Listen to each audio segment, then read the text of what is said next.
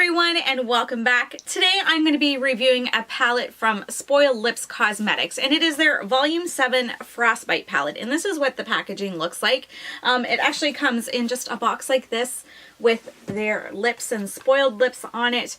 The back does have the ingredients, and this is only on the actual box that you receive. It has the ingredients, it has a shelf life of 24 months, it's vegan and cruelty free as well. Now, that being said, none of that information is actually on this particular palette. It doesn't even say frostbite on it. I found that out going online.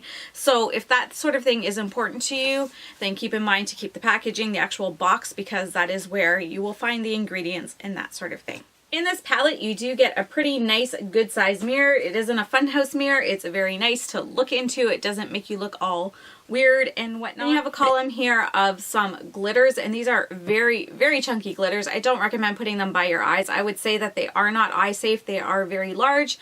They're going to scratch your eye if you're not careful with them. I think based on the look of this palette, they're going for more of like that whimsical and ethereal look.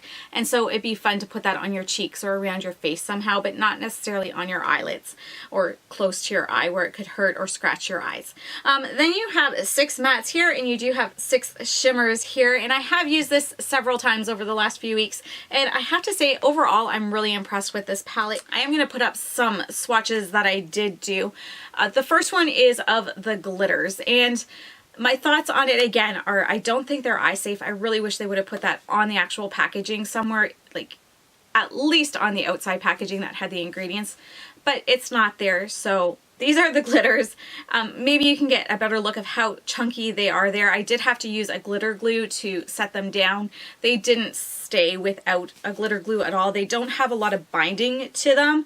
They are very, very gritty. Not even in the glitter that is in there being gritty, but the actual binding for it is kind of like sandy and gritty, so you will need a glitter glue to hold these down. And they are very messy. I'm not sure if you can see here, but I had to dig quite a bit into the pans in order to get them onto my, for the swatches, and when I was just trying them out and whatnot. So that happened with either a brush or my finger. It didn't matter. They were sort of hard to pick up, and I think that's because of the type of binding that they have in here. So those are the glitters. They're fine. I think they're not something that they aren't something that I'm particularly interested in using, but I don't mind having them in the palette because I feel it fits with the overall theme that this palette is going for. Now onto the things that I am super excited about in this palette, and that would be the eyeshadows. So first we're going to look at the mattes here, and we have these 6 mattes right here, and they are all really nice. This bone shade here is beautiful to set your eye primer with, and the rest just are very smooth and very nice. I wouldn't call them creamy and buttery, but they are very smooth. The only one that I had a little bit of an issue with is this mid-tone brown one. It was just the slightest bit patchy, but it was still workable, and I mean it is needed for this palette. But again, workable. It's just in comparison to the rest of the mattes in the palette, it didn't perform as good, but with a little bit of patience there was no problems with it.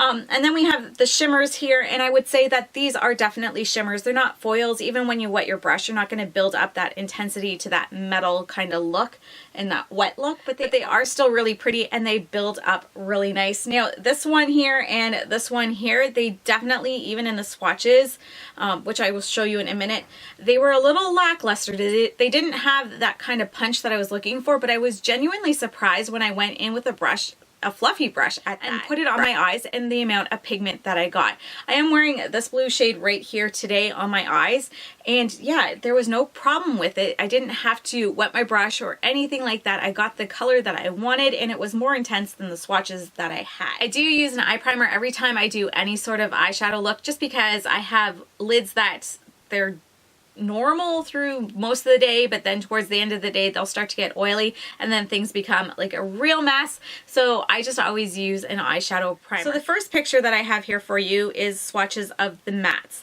and I did use a primer with all of these, and you'll notice like there's kind of like finger flicks at the top. Those are finger swatches, and then the ones underneath I was using a fluffy like blending brush, and you'll notice that the finger swatches are just as pigmented as the brush brush swatches, which you don't get very often.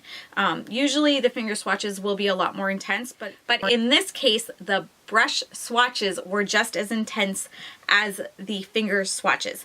Now the next picture that I have here for you is a little bit more faint, and this is the same matte shades without a primer. And again, you'll notice the finger swatches are slightly a little bit more intense, but not that far off compared to the ones with the brush. You'll also notice in the one photo here, the one brown color beside like that maroon and that kind of teal color there, it's a little bit patchy, and that's what I mean. And that's what I mean about that color being a little bit patchy. It was workable, but it was definitely something that just needed a little bit more work. Okay, moving on to the shimmers now. Again, the first swatch we have here is one with primer. These are what they all look like. They're all beautiful, and you'll see above, you'll see kind of the fingerprint ones, and those are the finger swatches. And then underneath I used a brush, and that is just a flat shader brush that I used for those. Then moving on to the next picture, and this is without primer. Again, the finger swatches were almost identical to the brush swatches in the intensity and everything. So if you're someone who doesn't enjoy using your fingers, I don't think you're gonna miss out on anything with this particular palette, because it really packs a punch whether you're using your fingers or the brush. We have a picture here of all the mattes. The top part of my arm, from my wrist down, is with the primer again, and then from, you know, my forearm to my elbow, that would be without primer. And then we'll go to the shimmers, and it's the same thing. The ones closest to my wrist, those ones all have the primer on it. And then you see as you go down and you start that kind of blue over again, that's without the primer, and those are the ones that are slightly not as pigmented. They're not showing as much color and brilliance that the ones with a primer is. So I would have to say that definitely just from these swatches, again, they were done with a brush. You can really tell how much a primer makes a difference in this case with these shadows. Now I do have my handy hand here, so again, this is what the palette looks like, and these are the swatches with the palette. So here, you get an idea of what everything looks like.